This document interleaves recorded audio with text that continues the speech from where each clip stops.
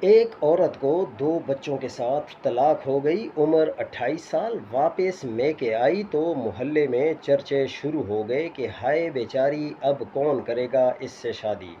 ضرور اسی میں کوئی خرابی ہوگی، بچوں کا کیا بنے گا، بوجھ ہے اب یہ۔ بھائیوں نے منہ موڑ لیا، ہمارے اپنے بچے ہیں، تیرا بوجھ کون اٹھائے؟ ماں روتی، بیٹی لوگ باتیں کرتے ہیں، تو گھر سے کم نکلا کر۔ عورت نے 2 دن کمرے میں رو کر گزارے، تیسرے دن آنکھیں پونچھیں اور بچوں کو دیکھا اور بولی، بس بہت رو لیا، اب طلاق کو طاقت بنانا ہے۔ سلائی مشین نکالی، گھر کے ایک کونے میں کپڑے سینے شروع کر دیے۔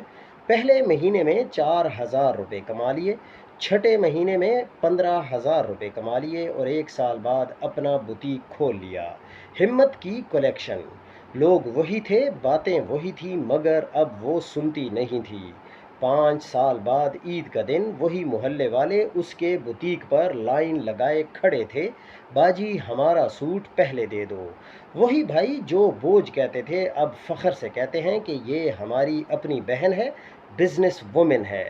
اسی شام اس کا سابق شوہر آیا، معافی مانگتے بولا، غلطی ہو گئی ہے، لوٹ آؤ۔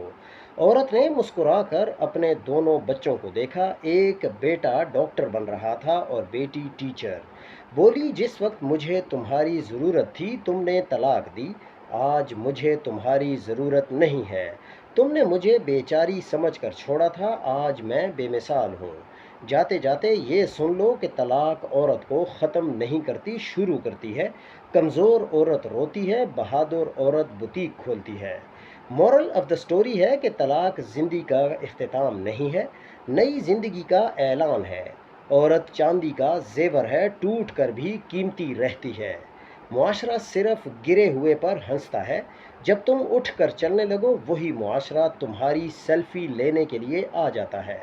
بچے بوجھ نہیں ہیں، موٹیویشن ہوتے ہیں۔ ایک ماں بچوں کی خاطر پہاڑ بھی چیر دیتی ہے۔ نبی کریم صلی اللہ علیہ وآلہ وسلم نے فرمایا، بیوہ اور مسکین کے لیے کوشش کرنے والا اللہ کی راہ میں جہاد کرنے والے کی طرح ہے۔ طلاق یافتہ بھی اسی کیٹیگری میں ہی آتی ہے۔